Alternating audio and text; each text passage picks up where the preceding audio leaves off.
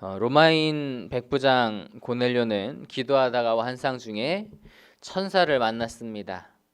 그는 그리고 천사의 말대로 욥바에서 머물고 있는 그 베드로를 초청하기 위해서 사람을 보냈는데요.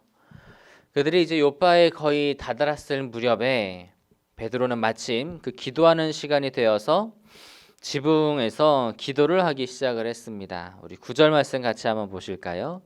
9절 말씀입니다. 시작. 이튿날 그들이 길을 가다가 그 성에 가까이 갔을 그때에 베드로가 기도하려고 지붕에 올라가니 그 시각은 제6시더라. 베드로 역시 그 정한 시간에 습관을 따라서 기도하는 모습을 볼 수가 있습니다. 베드로는 기도하던 중에 이제 배가 고파져서 먹을 것을 담당하는 사람들에게 식사를 부탁하고 또 다시 기도를 하는데 그때 황홀한 중에 특별한 환상을 보게 됩니다. 우리 본문 11절에서 16절까지 우리 교독해서 다시 한번 읽어보도록 하겠습니다. 11절에서 16절까지입니다. 하늘이 열리며 한 그릇이 내려오는 것을 보니 큰 보자기 같고 내 귀를 메어 땅에 들이웠더라. 그 안에는 땅에 있는 각종 네 발 가진 짐승과 기는 것과 공중에 나는 것들이 있더라. 또 소리가 있으되 베드로야 일어나 잡아먹어라 하거늘 베드로가 이르되 주여 그럴 수 없나이다. 속되고 깨끗하지 아니한 것을 내가 결코 먹지 아니하였나이다. 또 두 번째 소리가 있으되 하나님께서 깨끗하게 하신 것을 내가 속되다 하지 말라 하더라. 이런 일이 세 번 있은 후 그 그릇이 하늘로 가니라. 베드로는 환상 중에 그 하늘에서 큰 보자기 같은 그릇이 내려오는 것을 보았어요. 이제 거기에는 뭐 여러 짐승들이 있었는데 그 중에는 정결법에 의해서는 먹을 수 없는 짐승들도 좀 포함이 되어 있었습니다. 그런데 이제 하늘에서 소리가 나기를 베드로야 이것을 잡아먹어라라고 그렇게 말씀을 하시는 거예요. 베드로는 지금껏 평생을 살아오면서 그런 가졌던 그런 그 습관이 있고 인식이 있잖아요. 원래 유대교 사람이었으니까.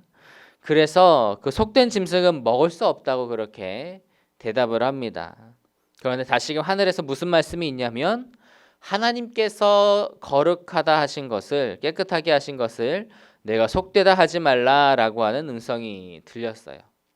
그런데 이런 과정이 이제 세 번이나 반복이 되었다고 하는 거죠. 유대 문화에서 동일한 것이 세 번이 반복되었다라고 하는 것은 강조를 넘어서 그 확실하다는 의미를 가지고 있습니다. 하나님께서 베드로에게 깨닫게 하고자 하시는 것이 분명히 있었다라고 하는 거예요. 이것은 이방인이라고 할지라도 하나님께서 택하시고 또 성령을 주실 것이라고 하는 것에 대한 환상이었는데요. 이 환상에서 베드로는 세 번 동일하게 부정한 음식을 먹을 수 없다고 대답을 했습니다. 예수님께서 율법을 완성하셨음에도 불구하고 아직까지 그 율법에 매여 있는 그래서 그런 편견을 가지고 있었던 거예요. 하지만 하나님께서는 세 번 동일하게 하나님께서 깨끗하게 하신 것을 내가 속되다 하지 말라라고 그렇게 말씀을 하고 계십니다. 그러니까 베드로에게 편견으로부터 벗어나라고 말씀을 하시는 거예요. 아마 이 환상을 세 번이나 반복해서 보여주지 않으셨으면 베드로는 자신의 편견으로 인해서 그 고넬료의 초청을 거절했을지도 모를 일입니다. 오늘 말씀을 통해 우리는 그 편견이 복음 전도를 방해할 수 있다라고 하는 것을 알 수 있습니다. 저 사람은 전도해봤자 받아들이지 않을 사람이야 라고 그렇게 하면서 복음을 전하지 않는 것이 오히려 그 사람이 복음을 영접하지 못하게 만드는 그런 꼴을 만든다라고 하는 거예요. 근데 하나님의 은혜는요, 우리의 편견이나 고정관념을 넘어서서 일하시는 그러한 위대한 역사입니다. 종교 개혁자 중에 하나인 그 존 칼빈이 그런 말을 했어요. 자기의 경험을 들어서 설명을 했는데 어떤 사람은 곧 복음을 영접할 것 같아요. 그래서 그 사람에게 열심히 복음을 증거했는데 근데 그 사람은 그 복음을 끝내 영접하지 않더라는 거예요. 반면에 어떤 사람은 절대로 영접할 것 같지 않아요. 그 사람의 그런 뭐 얼굴을 봐도 그렇고 그 사람의 성격이나 뭐 환경을 봐도 복음을 영접하지 않을 것 같아요. 그런데 복음을 전하는 그 순간에 그 사람이 영접하고 변하는 일이 있다라고 하는 거예요. 그렇기 때문에 우리는 우리의 그러한 편견을 버리고 복음을 증거해야 한다라고 하는 것입니다. 그래서 우리는 나의 생각이나 나의 그러한 편견을 앞세워서 판단하지 말고 주님의 마음을 온전히 품고 복음을 전하는 우리들이 되기를 간절히 소망합니다. 그렇게 우리의 생각과 또 우리의 인식을 편견으로 말미암아 복음 전하는 것에 방해를 삼는 것이 아니라 온전히 하나님의 뜻에 따를 수 있는 저 여러분이 다 될 수 있기를 간절히 소망합니다.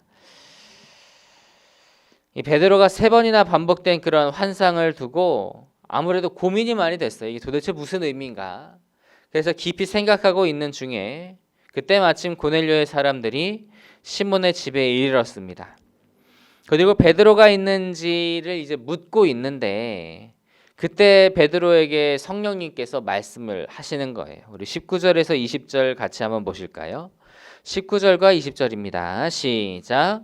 베드로가 그 환상에 대하여 생각할 때에 성령께서 그에게 말씀하시되 두 사람이 너를 찾으니 일어나 내려가 의심하지 말고 함께 가라. 내가 그들을 보내었느니라 하시니.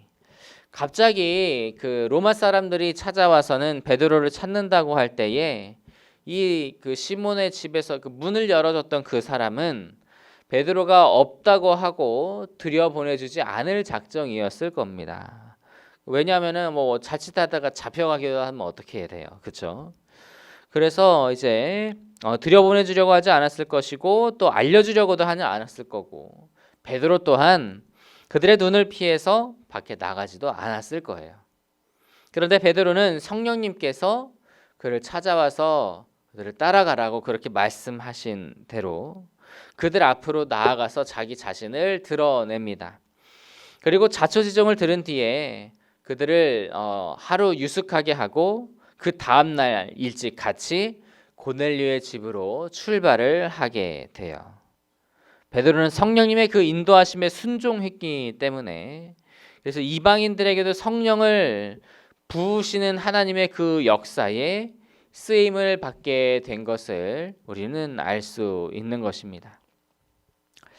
하나님께서는 우리를 통해서 하나님의 일들을 이루어 가십니다. 때로는 성령님의 말씀으로, 때로는 성령님께서 우리의 마음을 감동시키심으로, 때로는 우리 마음에 소원을 갖게 하심으로 하나님은 우리를 일하게 하세요.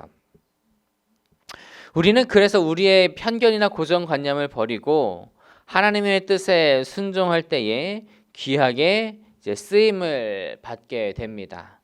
또 그리고 우리가 하나님의 그런 감동케 하시는 일을 따라갈 때에 또 우리가 하나님의 그러한 일에 귀하게 쓰임을 받게 되는 것입니다.